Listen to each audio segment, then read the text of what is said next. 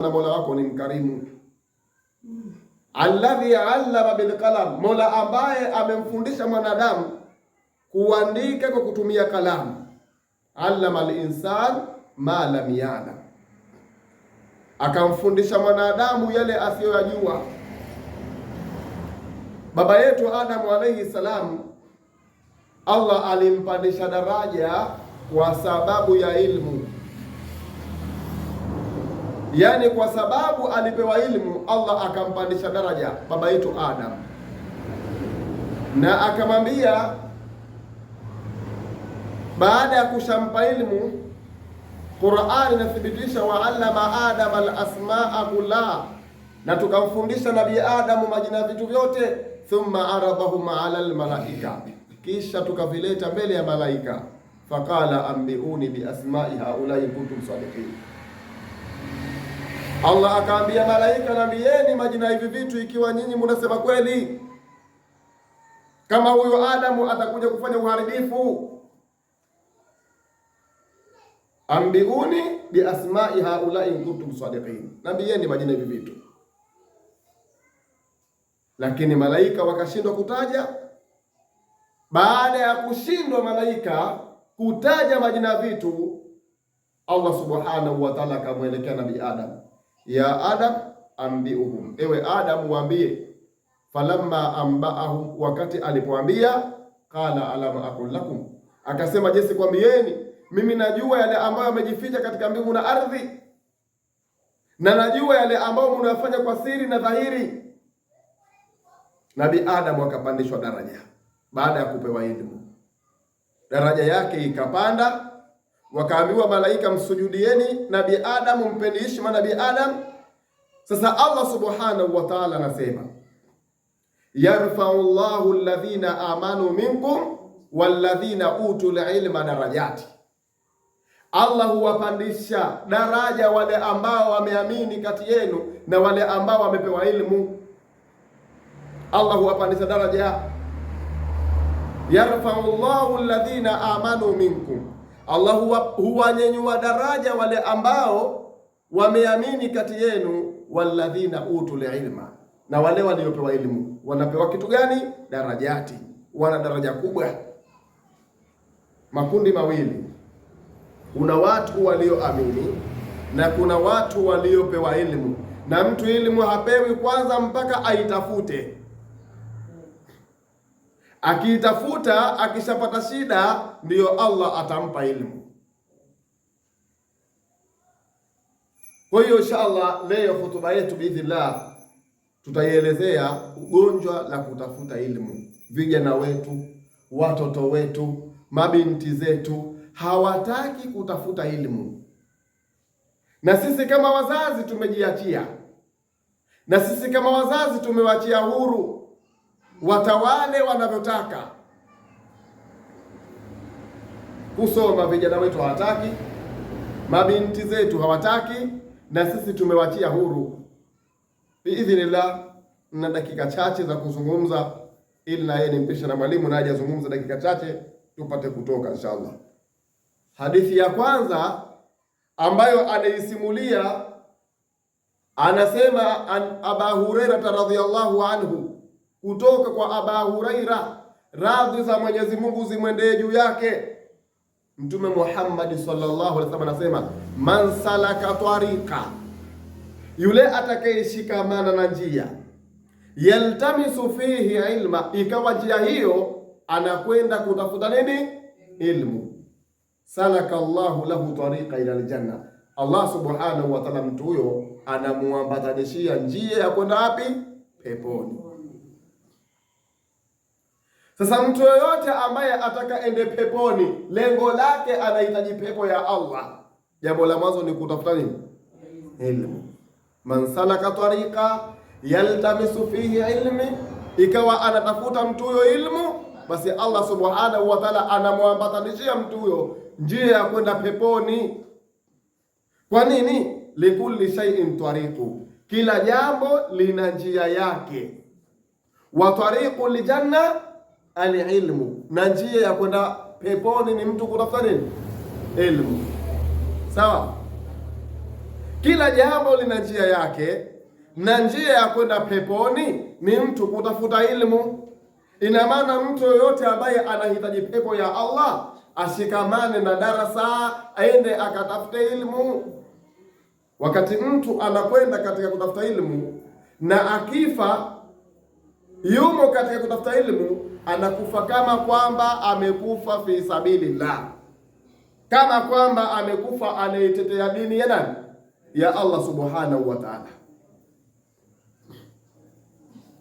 Mtume Muhammad sallallahu alaihi wasallam anasema, wa innal alim, na hakika yule ambaye anayetafuta ilmu, yaghfiru lahu man fi samawati wa man fil ardi, vinamtakia msamaha mtu huyo vilivyoko mbinguni na vilivyoko ardhini.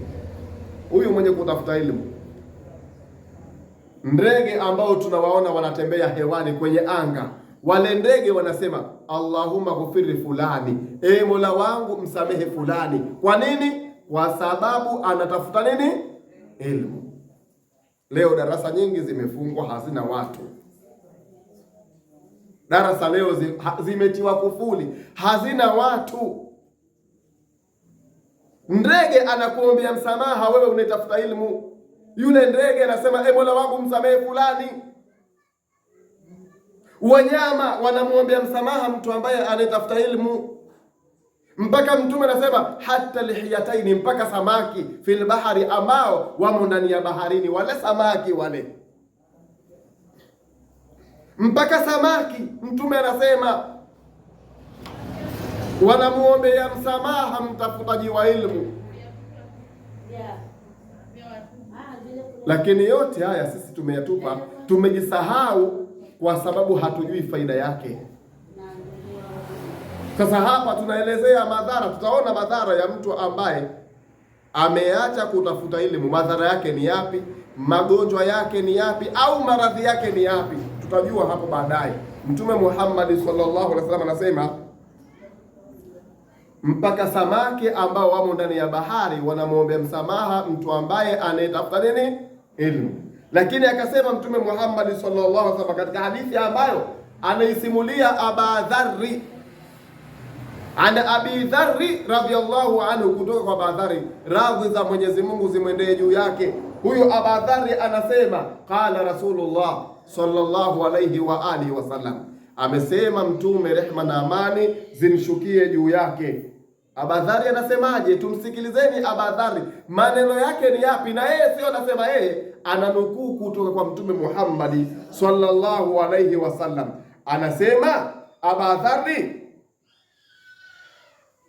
aliambiwa, huyo Aba Dharri aliambiwa na Mtume, ya Aba Dharri, ewe Aba Dharri, anaambiwa ya Aba Dharri, ewe Aba Dharri, lianna tahuddu, hakika wewe vile kutia hamu, kukimbilia, ikawa unakimbilia kutafuta ilmu, kwenda kutafuta ilmu, mlango mmoja ambao utakwenda kujifunza, ambao mlango huo ukenda ukajifunza katika kitabu cha Allah subhanahu wa ta'ala, anaambiwa khairul laka, ni bora wewe. Umekaa kitako ukajifundisha kitabu cha Mwenyezi Mungu, mlango mmoja tu. Mfano kwenye mlango mmoja kwenye Qur'ani ukasoma sura moja ambayo imo ndani ya kitabu cha Allah subhanahu wa ta'ala, ukaijua sura hiyo, ukakaa ukaijua, au usijue lakini ikawa umejifunza sura hiyo, Mtume anasema khairul laka, ni bora.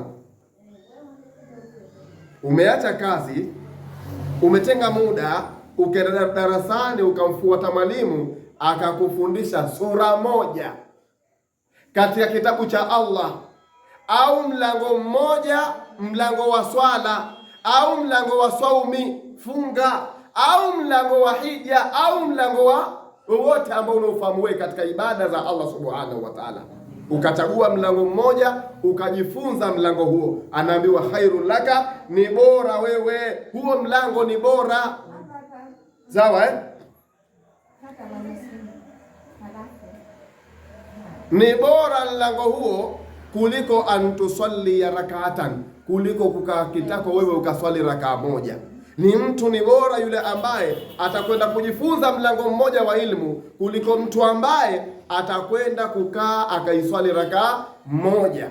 Aidha rakaa hiyo ni ya sunna, aidha rakaa hiyo ni ya faradhi, basi hiyo rakaa moja ni bora hu mlango ambao yeye amejifunza. Kwa nini sasa? Hapa ndiyo yanaanza maradhi ya mtu ambaye hataki kutafuta nini? Ilmu. Maradhi yanaanza hapa. Na akaambiwa tena, na lau kama utajifunza mlango mmoja halafu mlango huo ukawafundisha wengine, khairul laka, ni bora kuliko kuswali rakaa 1000. Rakaa 1000 ni bora mtu ambaye atajifunza mlango wa elimu halafu akamfundisha mwingine. Leo kuna watu wanaswali, lakini wakati anaswali ile swala yake hafanye nini? Haijui. Sawa? Na kuulizeni, ni maradhi si maradhi? Na leo kuna watu wanafunga lakini funga haijui. Kuna watu wanaingia katika ndoa lakini ndoa haijui. Sawa? Watu wanaishi katika ndoa, humu katika ndoa, basi unamkutia aidha mwanamme, yule mwanamme anamwita mkewe, anamwita mama yangu. Wamo ndani ya ndoa, anambembeleza, mama nisamehe mama, mama nisamehe. Wamo ndani ya ndoa, yaani yale mapenzi yamezidi mpaka mtu mkewe anamwita mama. Maradhi, gonjwa baya la mtu ambaye hataki kutafuta ilmu, maradhi ambayo yatamsakama duniani na akhera, ndio nakwenda kummaliza. Nabii Muhammad sallallahu alaihi wasallam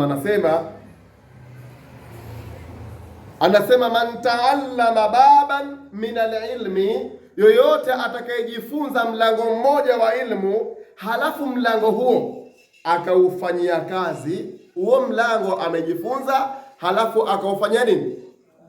Akaufanyia kazi, tena waallamahum nas, na akawafundisha watu wengine. Amejifunza mlango ule akaufanyia kazi halafu akawafundisha watu wengine. A'atahu Allahu lahu thawaba la anbiyai, Allah subhanahu wa ta'ala anampa mtu huyo thawabu za mitume. Tena mitume mingapi? 60. Mitume 60. Ni mtu ambaye amejifunza huyu bwana, kaka kitako, kapata shida, kafundishwa, lakini elimu akapata kidogo, akachotewa kidogo, kapata. Sasa baada ya kushaipata na yeye hakutosheka, akaona sasa naye afanye nini? Amgeie mwenzake.